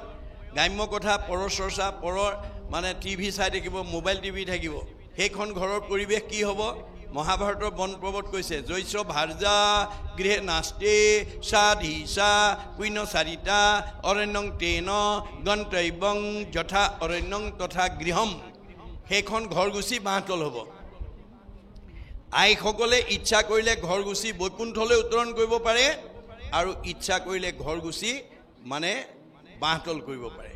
আইসকলৰ ইমান মহিমা আছে বুজিছেনে গতিকে আমাৰ আইসকলে পুৱা গধূলি যাতে ধূপ ধূনা জ্বলাই ঈশ্বৰ উপাসনা কৰি ঘৰখন যাতে প্ৰদূষণ মুক্ত কৰি ৰাখে তাৰ প্ৰতি গুৰুত্ব দিব লাগে যাৰ কাৰণে গুৰুজনাৰ দিনত সৌ সিদিনা আমাৰ অসমৰ এগৰাকী মহিয়সী নাৰীয়ে এই তথ্য দাঙি ধৰি অলৌকিকক লৌকিক কৰি অবাস্তৱক বাস্তৱ কৰি জগতলৈ আৰ্হি এৰি থৈ গৈছে কোন ৰাধিকা সতীয়ে গুৰুজনৰ ওচৰত কি বুলি কৈছিল গুৰুদেৱ মোৰ সতীত্ব গুণৰ অন্যতম বৈশিষ্ট্য হৈছে অপ্ৰাতসে উঠিয়া কৰ গৃহ কৰ্মগণ অবাহিৰে ভিতৰে কৰ গুময় হিংসনা মোৰ সতীত্ব গুণৰ অন্যতম বৈশিষ্ট্য মই ৰাতিপুৱা সোনকালে উঠি ঘৰ দুৱাৰ সাৰি মুচি গুৰুগিৰি মচি কাচি ধূপ ধূনা জ্বলাই ঈশ্বৰ উপাসনা কৰি ঘৰখন প্ৰদূষণ মুক্ত কৰি থাকোঁ আৰু পুৱাৰ সৌৰ শক্তি আহৰণ কৰি সৃজনী শক্তি অটুট কৰি ৰাখোঁ অৰ্থাৎ যিসকল দম্পতীয়ে পুৱাৰ সৌৰ শক্তি আহৰণ কৰিব তেওঁ সন্তান জন্ম দিবৰ কাৰণে চিজাইনৰ প্ৰয়োজন নাই নৰ্মেল দিব পাৰিব যিটো কাৰণে বিশ্ববিখ্যাত বৈজ্ঞানিক আইনষ্টাইনে কৈছে science without religion is blind religion without science is লেম যিটো বিজ্ঞানত ধৰ্ম নাই অন্ধ যিটো ধৰ্মত বিজ্ঞান নাই খুৰা ধৰ্ম আৰু বিজ্ঞানৰ ওতঃপ্ৰোত সম্বন্ধ শংকৰদেৱে বিজ্ঞানসন্মত ধৰ্ম দি থৈ গৈছিল যিটো কথা ৰাধিকা সতীয়ে গুৰুজনৰ ওচৰত প্ৰতিপন্ন কৰাৰ কাৰণে গুৰুজন সন্তুষ্ট হৈ গৈছিল যোৱা পানী আনা তিনিটা কাঠি এপল পানী এপল মাটি ব্ৰহ্মপুত্ৰৰ পৰা যোগবলৈ আনি টেম্বুৱনী জানত পেলাই দিয়াৰ লগে লগে বুৱতী নদী বন্ধ হৈ গ'ল আৰু সেই অঞ্চলৰ মানে বানপানী কবলত পৰা ৰাইজ উদ্ধাৰ হ'ল এগৰাকী সতী নাৰীৰ সতীত্ব গুণে যদি বুৱতী নদী বন্ধ কৰিব পাৰে আমাৰ ঘৰখন আমাৰ সমাজখন আমাৰ পৰিৱেশটো ভাল কৰিব নোৱাৰিব কিয় এই বিশ্বাস আমাক লাগিব সেইকাৰণে অৰ্জুনক কৃষ্ণই কৈছে হে অৰ্জুন আমাৰ আইসকলৰ গাত ঘৰখন সুন্দৰকৈ পৰিচালনা কৰিবৰ কাৰণে পৰিয়ালটো সুন্দৰকৈ পৰিচালনা কৰিবৰ কাৰণে 7টা সদ্গুণ থাকিব লাগে যিসকল আইৰ গাত 7টা সদ্গুণ আছে তেওঁ নিজেতো উদ্ধাৰ হ'বই পৰিয়ালটো উদ্ধাৰ কৰিব সমাজ আগবঢ়াই নিব পৰিৱেশ আগবঢ়াই নিব আৰু তেওঁ সমাজত এগৰাকী মহিয়সী নাৰী হিচাপে প্ৰতিষ্ঠিত হ'ব আজি আপোনালোকে ইয়াত থকা সকলৰ কাৰবাৰ যদি 7টা গুণ আছে তেওঁলোক ভাগ্যৱতী দেই যদি কাৰবাৰ কমি আছে পুৰাই ল'ব মই গুণকেইটা কথা কৈ দিছোঁ কৃষ্ণই অৰ্জুনক কৈছিল এখন ঘৰ এটা পৰিয়াল এটা পৰিৱেশ এখন সমাজ আগবঢ়াই নিবৰ কাৰণে আইসকলৰ 7টা কি সদ্গুণ লাগে কীৰ্তি চিৰি বা কৈশ্য নাৰীনাং ধীতি মেধা ক্ষমা স্মৃতি এই 7টা গুণ আমাৰ প্ৰত্যেক আইৰে লাগিব এই 7টা গুণ এই 7টা গুণ যিসকল আইৰ থাকিব ঘৰত কেতিয়াও বিশৃংখল নহয় পৰিয়ালত কেতিয়াও অশান্তি নহয় মনত ৰাখিব কথাটো সুন্দৰকৈ ঘৰ চলি থাকিব কিন্তু আপোনালোকৰ কাৰ কি আছে মনত ৰাখিব 1 নম্বৰ কীৰ্তি আমাৰ আইসকলৰ প্ৰথম গুণটো হৈছে কীৰ্তি কীৰ্তি মানে তেওঁৰ কৰ্মবিলাক আনৰ প্ৰশংসনীয় হ'ব লাগে তেওঁ ঘৰখন পৰিচালনা কৰোঁতে নীট এণ্ড ক্লিন ডিচিপ্লিন মানে নিয়মানুৱৰ্তিতা সময়মতে পুৱাৰ পৰা গধূলালৈকে যিখিনি কৰ্ম কৰিব লগা শৃংখলাবদ্ধভাৱে তেওঁ কৰ্ম আদৰ্শ দেখি আনে প্ৰশংসা কৰা হ'ব লাগে কিন্তু আমাৰ বহুত আয়ে আছে ঘৰৰ ভিতৰটোকে সাৰিব নাজানে ওপৰে ওপৰে সাৰি আনে পালেঙৰ তলৰ ভিতৰ যাবখিনি থাকে পিছৰ গৰাকীয়ে গৈ যেতিয়া উলিয়াই আনে কয়গে কোনে সাৰিছিলে আমুকিয়ে লাগিলে দুইজনীৰ মাজত এগৰাকী কীৰ্তি এগৰাকী অকীৰ্তি মনত ৰাখিব কথাটো গতিকে আমাৰ কীৰ্তি গুণ থাকিব লাগিব মানে পৰিপাটিতা থাকিব লাগিব 1 নম্বৰ চিৰি নিজেও ধুনীয়া হৈ থাকিব লাগিব ঘৰখনো ধুনীয়া কৰি লাগিব ল'ৰা ছোৱালী স্বামী যাতে চিৰিহীন হ'ব লগা নহয় অখাদ্য খাই অকৰ্ম কৰি যাতে বিপথে যাব লাগে তাৰ প্ৰতি গুৰুত্ব দিব লাগিব বা কৈছ কথা ক'ব জানিব লাগিব সত্যপ্ৰিয় হিত মই অলপ আগতে কৈছোঁ কথা ক'ব নজনাৰ কাৰণে বহুত পৰিয়ালত গণ্ডগোল লাগি যায় বা কৈছ নাৰী নাং ধীতি ধৈৰ্য গুণ লাগিব যিখন ঘৰৰ আইসকল ধৈৰ্যশীল সেইখন ঘৰৰ ল'ৰা ছোৱালী স্বামী বিপদত পৰিব নালাগে সীমাঘৰীয়া মাজত কিবা এটা তৰ্ক বিতৰ্ক লাগিলে ধৈৰ্যহীন আয়ে ক'ব হ'ব দিয়ক কল দুটা থাকিলেও ঠেকা ঠেকি লাগে কিবা এটা লাগিলে আপুনি সেইটোকে ধৰি নাথাকিব এইদে বুলি যিগৰাকী আয়ে বুজাব স্বামী বিপদত নপৰে কিন্তু ধৈৰ্যহীন আয়ে যদি কয় আপোনাক এনেকৈ ক'বলৈ তেওঁ কোন ধৰক মাৰক এই বুলি যদি উচ্চতাই দিয়ে ভাৰ্জাৰ উচতনিত গৈ যদি তেওঁ মাৰপিট কৰে তেতিয়া তেওঁ বাচি থাকিব পাৰে তেওঁকোতো পুলিচে লৈ যাব গতিকে তেওঁ বিপদত পৰিলে গতিকে আইসকল ধৈৰ্যশীল হ'ব লাগিব আমাৰ আইসকলৰ ধৈৰ্য গুণটো হৰিচন্দ্ৰৰ ভাৰ্জা শৈবাৰ দৰে হ'ব লাগিব শৈবাই ধৈৰ্য গুণৰ পৰিচয় কেনেকৈ দিছে যে হৰিচন্দ্ৰ ৰজাই ভাৰ্জাৰ লগত কোনো পৰামৰ্শ নকৰাকৈ সত্যত বন্দী হৈ বিশ্বামিত্ৰক সমস্ত ৰাজ্যধন দি দিলে অৱশেষত দক্ষিণা দিবলৈ পইচা নাই এমাহ সময় ল'লে ঋষিবৰ মোক এমাহ সময় দিয়া মই তোমাক দক্ষিণাটো যোগাৰ কৰি দিওঁ হ'ব তোমাক এমাহ সময় দিছোঁ এমাহ সময় লৈ তেওঁ মানে ভাৰ্যাক লগত লৈ এখন উপবনত গৈ পলাই আছেগৈ বিশ্বামিত্ৰই এমাহৰ পূৰ্বে বিচাৰি গৈ উপবনত পাই হৰিচন্দ্ৰক উজৰিছি ক'লে হেৰা ৰাজা হৰিচন্দ্ৰ মূৰ দক্ষিণাটো যদি হেলা কৰ তই সবংশকে সাপি ভস্ম কৰিব মই মোৰ দক্ষিণাত যদি তই অৱহেলা কৰ তোৰ গোটেই বংশ মই সাপ দি ধ্বংস কৰি দিম ঋষিৰ বচন শুনি হৰিচন্দ্ৰ ৰায় কপিবে লাগিলে মুখে মাত বোল নাই ঋষিয়ে যদি সাপ দি ধ্বংস কৰিম বুলি কোৱাৰ লগে লগে তেওঁক ভয়ত কপিবলৈ লাগিলে মুখৰ মাত হেৰাই গৈছে আৰু মনৰ কথা ক'বলৈ ভাৰ্জাৰ বাবে দ্বিতীয় ব্যক্তি নাই ভাৰ্জা কচাহিয়া ৰাজা বোলেলা বচন শুনা প্ৰাণে চৰি মূৰ বাক্যে দিও মন হে ভাৰ্জা তুমি মোৰ মন কথালৈ অকণমান মনোযোগ দিয়া কেনমতে ঋষিৰ মই খুজি বহু ধাৰ কেনমতে বংশক মই কৰিব উদ্ধাৰ মই এতিয়া ঋষিৰ ধাৰটো কেনেকৈ পৰিশোধ কৰিম বংশটো কেনেকৈ উদ্ধাৰ মই হতাশ হৈ গৈছোঁ মোৰ মুখৰ মাত হেৰাই গৈছে যিটো সময়ত স্বামী হতাশ হৈছে মাত হেৰাই গৈছে স্বামীক প্ৰেৰণা দিবৰ কাৰণে স্বামীক সাহস যোগাবৰ কাৰণে শৈবাই কেনেকৈ উত্তৰ দিলে স্বামীৰ বচন শুনি শৈবা প্ৰাণে চৰি স্বামীক বুলিলা অল্প হাস্য কৰি হাঁহি মাৰি উত্তৰ দিছে যিটো সময়ত স্বামী হতাশ হৈছে স্বামীক প্ৰেৰণা দিবৰ কাৰণে ভাৰ্জাৰ মুখত হাঁহি দেখাৰ লগে লগে তেওঁ সাহস পাইছে প্ৰেৰণা পাইছে আৰু কি বুলি ক'লে ৰাজা নাহি নাহি আন ধৰ্ম জানা সত্য বিনা জানি আন নিশ্চিন্তিও দিও ক দক্ষিণা ভয় নকৰিবা মহাৰাজ সত্যতকৈ ধৰ্ম নাই দক্ষিণা দি দিয়া ৰজাই কৈছে মই ক'ৰ পৰা দিম মোৰ হাততো এপইচাও নাই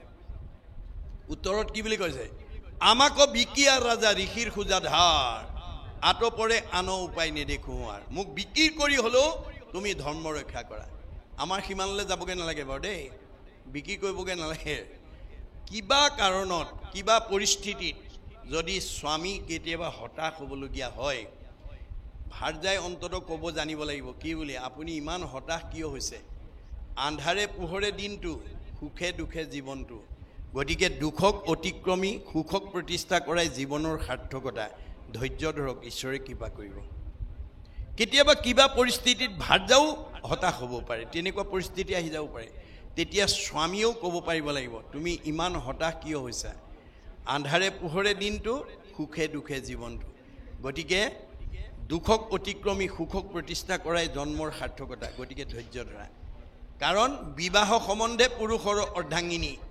স্বামী বুলি ধৰ্ম কৰ্ম পাই অৰ্ধখিনি, সেহি হেতু কতো কতো ধৰ্মিনী ৰমণী, পাপ কাৰ্যে বাধা দিয়া খণ্ডাই বিঘিনী, কতো অধৰ্মিনী তিৰি ধৰ্মক বাধিয়া, স্বামীক নিউৱে ঘূৰে নৰকে টানিয়া। স্বামীবিলাকক বেদে দুটা ভাগত বিভক্ত কৰিছে, ধৰ্মিনী নাৰী আৰু অধৰ্মিনী নাৰী। এতিয়া ধৰ্মিনী নাৰীয়ে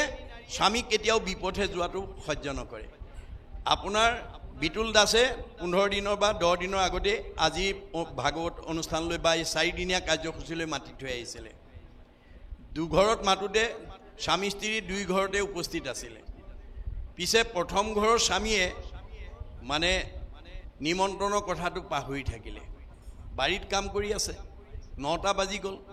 10টা বাজি গ'ল। হেৰি আপোনাক বিতুলে কেলে ভাগৱতলৈ মাতি গৈছে পাহৰিলে নেকি? অঁ পাহৰিলোঁ বুজিছেনে, যাওক যাওক আপুনি এতিয়া কাম এৰক, গা পা ধুই সোনকালে ভাগৱতলৈ যাওক। এই বুলি যিগৰাকী আয়ে স্বামীক ধৰ্ম ভক্তি অনুষ্ঠানলৈ প্ৰেৰণা যোগাই আগবঢ়াই পঠিয়াব, তেওঁ ঘৰতে থাকি আধা পুণ্য পাব। দ্বিতীয় ঘৰ আকৌ স্বামীৰ মনত আছে, ভাৰ যায় পাহৰিলে। স্বামীয়ে পিন্ধি ওলাই আহিবৰ কাৰণে ওলাওঁতেই ভিতৰৰ পৰা আহি দেখিলে দেখোন এওঁ কাণত গামোচা চেলেং লৈ একেবাৰে ভকতি হৈ, হেৰি কোনফালে যায়নো? বোলে কেলে বিতুলে মাতি থৈ গৈছিলে ভাগৱতলৈ, তালৈ যাইছে। ঠক ঠক, এতিয়া আমাৰ ভাগৱত শুনিলে কাম নহ'ব, আমুক আমুক আমুক আমুক কাম আছে, আপুনি কৰিবলৈ নোৱাৰে যাব। এই বুলি যিগৰাকী ভাৰ যায় বাধা দি ৰাখিব, তেওঁ নিজেও নৰকলৈ যাব, স্বামীকো নৰকলৈ। যাৰ কাৰণে ৰাধিকা সতীয়ে গুৰুজনৰ ওচৰত এই তথ্য কি বুলি কৈছিল, গুৰুদেৱ মোৰ সতীত্ব গুণৰ অন্যতম বৈশিষ্ট্য, যদি স্বামী মন্দ কৰ্ম কৰে আচৰণ, অমিষ্ট বাক্য কৰি তাক কৰুণী বাৰণ। গুৰুদেৱ মোৰ সতীত্ব গুণৰ অন্যতম বৈশিষ্ট্য, মোৰ স্বামীয়ে যদি কিবা ভুল পথে যোৱা দেখোঁ, মই মিষ্ট বাক্য কৰি সাৱলীলভাৱে তেওঁক সৎ পথলৈ ঘূৰাই অনাৰ ব্যৱস্থা কৰোঁ। বোলে কেনেকুৱা ভুল পথত গ'লে অগ্ৰাধিকাৰ দিয়া? বোলে কলি থকা ঠাইলৈ। কলি ক'ত থাকে? বোলে পৰীক্ষিতে কলিত ঠাই দিছে, জোৱা পাখা মদ ভাং খোৱা, পৰস্ত্ৰী আসক্ত, হিংসা ধৰ্ম। কাৰণ বোলে বিবাহ সম্বন্ধে পুৰুষৰ অৰ্ধাংগিনী, মই বিবাহ পাশত আবদ্ধ হোৱাৰ দিনাখনে তেওঁ মই অৰ্ধাংগিনী হিচাপে পৰিচিত হ'লোঁ। গতিকে পাপ পুণ্যৰ আধা, ইজনৰ পাপৰ আধা সিজনে, ইজনৰ পুণ্যৰ আধা সিজনে পায়। যাৰ কাৰণে আমি বাস্তৱত ডাক্তৰে বিয়া কৰা মানুহজনীক ডাক্তৰণী বুলি কয়, মাষ্টৰে বিয়া কৰা মানুহজনীক মাষ্টৰণী বুলি কয়। আচলতে ডাক্তৰণী মাষ্টৰণী তেওঁ হয় জানো? নহয়, আধা উপাধিটো এনেই পাই যায়। গতিকে ঠিক তেনেকৈ পাপ পুণ্যৰো আধাটো পাই যাব। বেয়া কাম কৰিলে এজনী কাৰ ভাৰ্যা, বেয়া কাম কৰিলে এজন কাৰ স্বামী, স্বামী আৰু স্ত্ৰীৰ নামটো সংলগ্ন হৈ থাকে। সেইকাৰণে গুৰুজনক কৈছিল, বোলে তুমি আৰু কেনেকুৱা ভুল কামত গ'লে তুমি অগ্ৰাধিকাৰ দিয়া? বোলে কলি থকা ঠাইলৈ। বোলে কলি ক'ত থাকে? মদ ভাং খোৱা, জোৱা পাখা খেয়া, পৰস্ত্ৰী আসক্ত, হিংসা ধৰ্ম। মদ খোৱাত কিয় বাধা দিয়া? মাদ্যতি যত তৎ মদ্যম, মদ খালে নিচা লাগে। বুদ্ধিলুম্পতি যত দ্ৰব্যম মদকাৰী তদচ্ছদে, মদ খালে মানে সৎবুদ্ধি বিনাশ হয়, অসৎ বুদ্ধি পালে গতি কৰে। মোৰ স্বামী যাতে নিচাযুক্ত বস্তু খাই সৎ বুদ্ধিৰ পৰা অসৎ বুদ্ধিলৈ যাব নালাগে, তাৰ কাৰণে মই সদায় তেওঁক ভাল উপদেশৰ দ্বাৰা আগবঢ়াই আনো। বৰ সুন্দৰ হৈছে পানী আনা। 3টা কাঠিৰ এপল পানী আৰু এপল মাটি আনি পেলাই মণি যান বন্ধ কৰি ধোৱা উদাহৰণ আমাক দেখুৱাই থৈ গৈছে। এই তথ্যবিলাক আমাৰ ভাগৱতৰ মাজেদি আমাক দি আছে, এইখিনি আমি জানিব লাগিব। গতিকে এতিয়া আমাৰ 8 প্ৰকাৰ সদাচাৰৰ ভিতৰত আমি কি কি ক'লোঁ? কায়ৰ সদাচাৰ, বাক্যৰ সদাচাৰ, মনৰ সদাচাৰ, গমন সদাচাৰ, শৌচ সদাচাৰ, অন্ন সদাচাৰ, স্নান সদাচাৰ, শয়ন সদাচাৰ, এইকেইটা আমি ক'লোঁ। এই 8টা থাকিব লাগিব। আৰু আইসকলৰ 7টা গুণৰ কীৰ্তি, চিৰি, বাকৈশ্য, নাৰীনাং, ধীতি, মেধা, কামবিলাক তৎপৰতাই কৰিব পৰা গুণটো আইসকলৰ আই। কিছুমান আয়ে কৰিম নকৰিম এৱহেলা কৰি কামবিলাক পিছুৱাই থাকে। গতিকে সেইটো হ'ব নালাগে। আইসকল সদায় মেধা গুণসম্পন্ন, তৎপৰতাই কামবিলাক কৰি আজৰি কৰিব লাগে। মেধা, স্মৃতি, মনত থকা ঘৰখনত কি আছে কি নাই এই গুণটো থাকিব লাগে। কিছুমান আয়ে কি কৰে, আবেলি মানে স্বামীয়ে হাতল মোনাটো দি পেলাই বস্তু কেইটামান এইকেইটা নাই বুলি কয়। স্বামীয়ে বজাৰ কৰি আনি ঘৰত গধূলা সোমোৱাৰ লগে লগে কয় বোলে হেৰি নহয় আৰু 2টামান থাকি গ'ল নহয়, কি চাহপাত আৰু হালধি। তুমি একেবাৰে নকলা কেলে? আকৌ এতিয়া মই বজাৰলৈ যামগৈনে বিতৰ্ক হৈ যায় গতিকে আইসকলে ঘৰখনত কি আছে কি নাই ক'ব পৰা গুণটো আইসকলৰ লাগিব কোনটো বস্তু ক'ত আছে বিচাৰিলে ঘপকে আনি দিব পৰা গুণটো আইসকলৰ লাগে তেতিয়া ঘৰখন সুশৃংখলভাৱে আগবাঢ়ি যায় আৰু ক্ষমা আমাৰ আইসকলৰ ক্ষমা গুণটোৰ নিতান্ত প্ৰয়োজন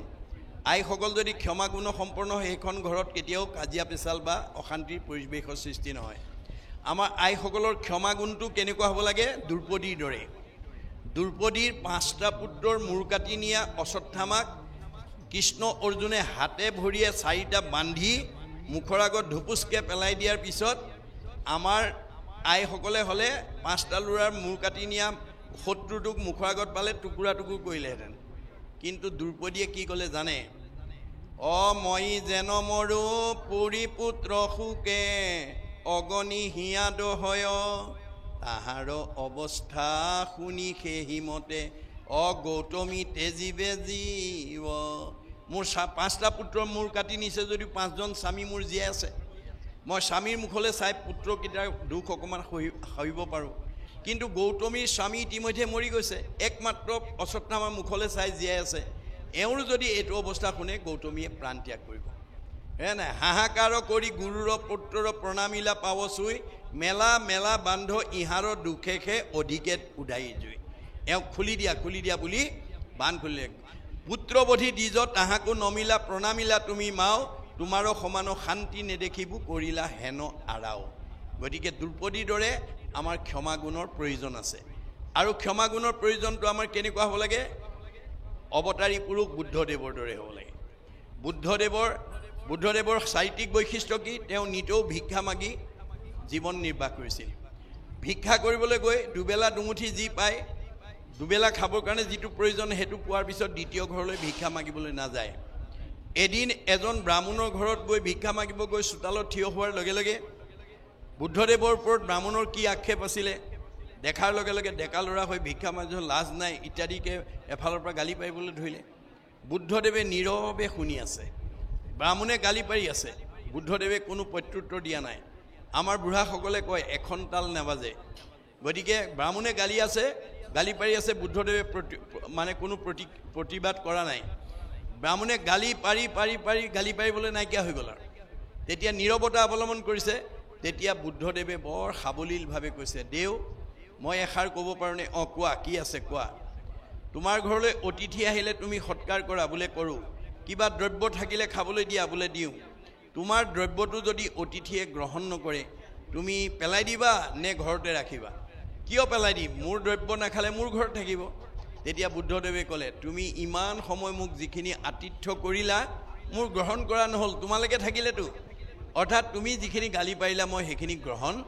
নকৰিলোঁ তোমালোকে থাকিলেতো লগে লগে ব্ৰাহ্মণ চকীৰ পৰা নামি আহি সাধাৰণ পুৰুষ নহয় বুলি অষ্টাংগে দীঘল দি পৰি বুদ্ধদেৱৰ ওচৰত দীক্ষা গ্ৰহণ কৰিছে আমাৰ মানে ক্ষমা গুণটো আমাৰ এইবিলাক উদাহৰণ আমাক দেখুৱাই থৈ গৈছে তাৰপিছত কৈছে যে বাল্মীকি আছিল চুৰ কৰিলে পাতক ঘূৰ দেখা দাসী তনয় নাৰদ যাৰৰ ৰাম নাম ঘোষী হৈলন্ত পৰম ঋষি পাইলা সুখে মুকুতি সম্পদ বাল্মীকি মানে চুৰৰ পৰা ঋষি হৈ গৈছে আৰু নাৰদ দাসী পুত্ৰৰ পৰা পাৰিষদী তনুলৈ ৰূপান্তৰ হৈছে ঈশ্বৰৰ নাম লৈ সাধুৰ সংগ লৈ এই কথাত দেখুৱাইছে মহাপাপী অজামিল সিও নামে নিস্তাৰিল বৈকুণ্ঠত উঠিলা বিমানে যে অজামিল মহাপাপী আছিলে কিন্তু 10 নম্বৰ পুতেকৰ নাম নাৰায়ণ ৰাখিছিলে নাজানে ভগৱানৰ নাম বুলি মানে মাধৱদেৱে আমাক চিনাকি কৰি দিছে চাৰিও বেদৰ 4 অক্ষৰ সাৰ কাঢ়ি আনি ব্ৰহ্মাদেৱে বেকত কৰিয়া থৈলা নাৰায়ণৰ নাম সেই নাৰায়ণৰ নাম লৈয়া শুদ্ধ কৰোঁ আমি চিত্ৰকায়া হৰি সন্তোষৰ কাৰণ আনন্দ জানি গতিকে তেওঁ 10 নম্বৰ ল'ৰাটোৰ নাম নাৰায়ণ ৰাখিছিলে আৰু আহ নাৰায়ণ খা নাৰায়ণ উঠ নাৰায়ণ পঢ় নাৰায়ণ কৰ নাৰায়ণ যা নাৰায়ণ কওঁতে জানিবা নাজানি কৰে নামৰ কীৰ্তন তথাপিতো পাপ দহি নামে কৰেচোন পুতেকৰ নামটো কওঁতে তেওঁৰ পাপবিলাক মুক্ত হৈ গৈছিল গতিকে সেইকাৰণে আমাৰ গুৰুজনাৰ দৰ্শন মতে আমি ল'ৰা ছোৱালীৰ নাম ৰাখিবৰ কাৰণে জ্যোতিষীৰ ওচৰলৈ যাব নালাগে ভগৱন্তৰ হাজাৰটা নামৰ পৰা এটা নাম আমি দিব পাৰোঁ নেকি তাৰ প্ৰতি গুৰুত্ব দিব লাগে তেতিয়া পুতেকৰ নাম লওঁতেও জীৱই মুক্তি লাভ কৰিব পাৰে এই তথ্য নামৰ মাহাত্ম্যৰ ক্ষেত্ৰত দেখাইছে তাৰপিছত কি ক'লে যে ব্ৰহ্মাহৰ আদি কৰি দেৱৰো ঈশ্বৰ হৰি ধৰ্মৰ উপৰি ৰাজা নাম পাপত মাৰিও বাৰী অন্তক পলাওক চাৰি ডাকি খবে বোলা ৰাম ৰাম গতিকে ব্ৰহ্মা হৰ বিষ্ণুকে প্ৰমুখ্য কৰি দেৱতাসকলেও যাৰ নাম লৈ উদ্ধাৰ হৈছে গতিকে তেওঁলোক আজ্ঞাবাহী ভিত্ত মহা দেৱতাসকলেও ঈশ্বৰৰ নাম লৈ ধৰ্ম ৰক্ষা কৰি উদ্ধাৰ হৈছে গতিকে আমি মানুহ হিচাপে আমি যাতে সেই ভগৱন্তৰ নাম আমি যাতে সদায় ৰাম ৰাম বুলি কোৱাৰ অভ্যাসটো কৰিব লাগে বেদে কৈছে ৰাম ইতি বদন্তি যে সৰ্বদা তেইসাং ভক্তি স মুক্তি স ভৱিষ্যতি না সংশয় আপুনি ৰাম বুলি ক'বলৈ অভ্যাস কৰক ল'ৰা ছোৱালীক ক'ৰবালৈ যাওঁতে ৰাম বুলি কৈ যোৱা হৰি বুলি কৈ যোৱা এই মানে উপদেশ আমাৰ জ্যেষ্ঠসকলে দিব লাগে দেই ল'ৰাটো স্কুললৈ গৈছে ক'ৰবালৈ ফুৰিবলৈ গৈছে আপুনি ক'ব লাগে কৃষ্ণ বুলি কৈ যোৱা ৰাম বুলি কৈ যোৱা ককাক আইতাক ওচৰত থাকিলে সেৱা এটা কৰি যোৱা ভকত থাকিলে এটা সেৱা কৰি যোৱা এই আদৰ্শৰে আমি যাতে উঠি অহা প্ৰজন্মক যাতে আগবঢ়াই নিব পাৰোঁ যদি আপোনাৰ কথা মতে যদি তেওঁ কৃষ্ণ বুলি গ'ল ৰাম বুলি কৈ গ'ল যিটোজনে যাই নাম ওচৰি তাৰ পাছে পাছে ভ্ৰমন্ত হৰি বৎসক স্নেহ যেন ধেনু ধাৱে ভজিও জানি হেন হৰি পাৱে যেনেকৈ গাইজনীয়ে পোৱালিটো মুখৰ আগত শিয়াল কুকুৰে আক্ৰমণ কৰিব নোৱাৰাকৈ লৈ যায় যাত্ৰা কালত যি কৃষ্ণ বুলি কৈ যাব তাৰ পিছে পিছে ভগৱন্ত যাব একচিত্ত মনে যিটো মহাজনে ফুৰে গুণ নাম স্মৰি তাক ৰক্ষা কৰি ফুৰয় সদায় হাতে কৌমদকী ধৰি কৌমদকী মানে গদা মানে নাম গতিকে নামৰ প্ৰতীক হৈছে গদা গতিকে আমি নাম লৈ পেলাই যাতে যাত্ৰা কৰিব পাৰোঁ আৰু কৰ্মবিলাক যাতে ঈশ্বৰত অৰ্পণ কৰিব পাৰোঁ এই আদৰ্শৰে যদি আমি আগবাঢ়ি যাব পাৰোঁ তেতিয়া আমি সমস্ত ফল ভগৱন্তৰ পৰা লাভ কৰিম যত ধৰ্ম কৰ্ম কৰা কৃষ্ণত অৰ্পণ তেবে অপ্ৰয়াসে সিজিবেক প্ৰয়োজন আমাৰ মই কৰিছোঁ বুলি ভাবি কৰিব নালাগে মই কৰা বুলি ভাবিলে অহংকাৰ আহে সমস্ত কৰ্মক মই কৰোঁ বুলি মানে অহংকাৰ বুলি তাকো জানিবা আপুনি আমি যাতে মই কৰিছোঁ বুলি ভাবত যাতে আমি কৰিব লগা নহয় মই নিমিত্তহে তুমি কৰাইছা হৃদয়স্থিত হোৱা তুমি যেন কৰাই বাহা স্বামী হৃষিকেশ কৰিব তেনয় আমাৰ প্ৰত্যেকৰ হৃদয়তে তেওঁ আছে তেওঁ যিমতে কৰাব আমি সেইমতে কৰিম এই দায়িত্বভাৱেৰে আমি যাতে ভক্তি আহৰণ কৰিব পাৰোঁ তাৰ নিদৰ্শন বিভিন্ন কাহিনী উপকাহিনীৰ মাজেদি আমাক কৈ আছে আখ্যান উপাখ্যানৰ মাজেদি কেৱল ভক্তিৰ কথাটো আমাক কৈছে